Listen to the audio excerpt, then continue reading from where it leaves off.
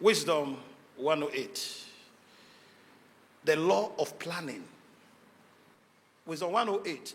Ladies and gentlemen, there is no star who is not organized. There is no star that is walking up and down.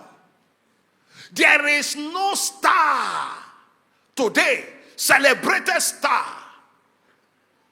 that is not organized. Things don't just happen. Satan said to and fro, walking up and down. You don't walk up and down aimlessly and meet your target. The power of planning. Ladies and gentlemen, Wisdom 108. Without strategic planning, success is not in view. There is no aircraft, sir, that leaves the airport without a flight plan. The first thing before an aircraft leaves the ground is the flight plan. Now, what is contained in the flight plan? Destination, time of flight, height of the aircraft. 19,000 feet above sea level, local flight. 45,000 feet above sea level, international flight. So the height of the aircraft is determined by the destination. Now, if for a flight of 50 minutes, it's still airborne 2 hours, that means there's an emergency. Many of us today are where we are because there is emergencies in our destinies. We are supposed to have arrived long ago, but we are still walking to and fro, up and down in destiny. Now hear this. The day plan is in place. There are friends that you can't hang around. You are hanging around everybody and everybody is hanging around you because there is no clear destination of where you are going. Planning is what gives beauty, color, splendor to destiny. Planning is what decorates people's life.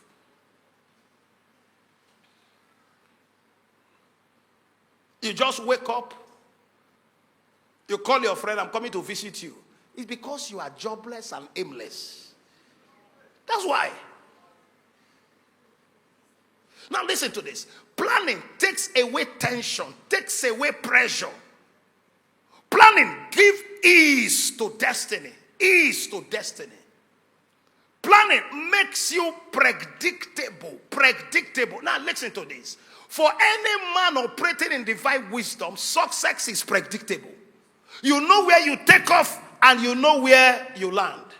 Now, purpose is knowing where you are going. Now, plan is step-by-step approach to arriving there. Now, this altar is my purpose. Now, this stair is the plan. How I take first and second step to arrive here. Many of us are where we are, not because Satan is powerful, because there is no deliberate, conscious, practical plan in our lives. Mark 6:40. Mark 6:40. And he said, let them sit in ranks. Mark 6:40. Let them sit down in ranks. And they sat down in ranks by 100 and by 50s. And they sat down in ranks by hundreds and by 50s. Why? At the end of everybody satisfied and haven't eaten, it was very easy to pick the leftovers. So they got 12 baskets left. Because why? There was structure to get the leftovers in place. Listen to this. Satan is not Africa's problem. Our problem is that we are praying without thinking. In 2 Chronicles chapter 9 from verse 1 to 5, especially from verse 4, 2 Chronicles chapter 9 and verse 4, the Bible talked about the wisdom of Solomon and the structure of Solomon, and the meat of his table, and the sitting of his servants, and the attendance of his ministers, and their apparel, his cupbearers also, and their apparel, and his ascent by which he moved up and down in the house. There was no more spirit in the Queen of Sheba. When she saw structure, organization, many of you who are workmen, businessmen, so disorganized, so lack of structure, you can't sit down and plot, okay, I'm starting this work on Monday, I'm finishing on Thursday. No deliberate plan. You are working by chance. That is why you don't have a chance. People just wake up and wait for what never existed. Ladies and gentlemen, planning is like a building. Planning is like a building. The building you see is not the first stage. The first stage is the conceptualization of the building. The architect uses his mind to conceptualize what he wants to build. Now, if he draws the plan, after the plan, then the structural engineer comes. After the structural engineer, the electrical engineer comes. After the electrical engineer, the mechanical engineer will come. After the mechanical engineer, then you not talk about fittings and finishing. All this must be done on paper before the building takes off. Now, you want to take off without a drawing. You want to take off without a drawing.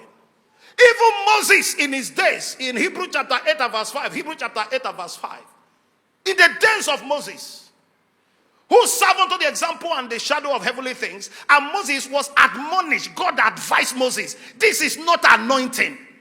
This is not kaba kaba kabo kobo. This is not speaking in tongues. Moses,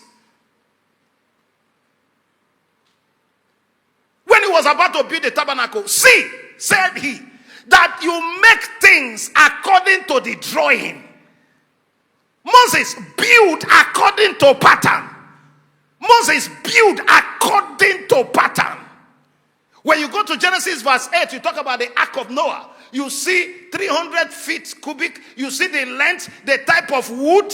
If in the days of Moses, people followed plan, why is the 21st century church running without a plan? If in the Bible, those days, people followed plan and drawing, why are you not following drawing? In Habakkuk chapter 1 and Habakkuk chapter 2, from verse 1, I will stand upon my watch and hear what he will say when I'm reproved. In verse 2, he said, write down the vision. Put down the plan. Put down the plan. Put it down. Clear plan. Planning. Now, planning puts you under discipline. Planning puts you under what? Discipline. Planning regulates your lifestyle. Regulates your lifestyle.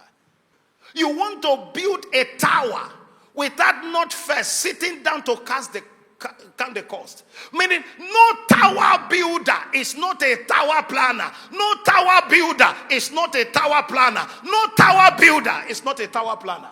Hey! Wisdom 108. Nothing succeeds without a plan. Where is the drawing of your destiny? Lift your hands to heaven. Grace to sit down and plan. If I hear your loudest amen, it's coming upon you now.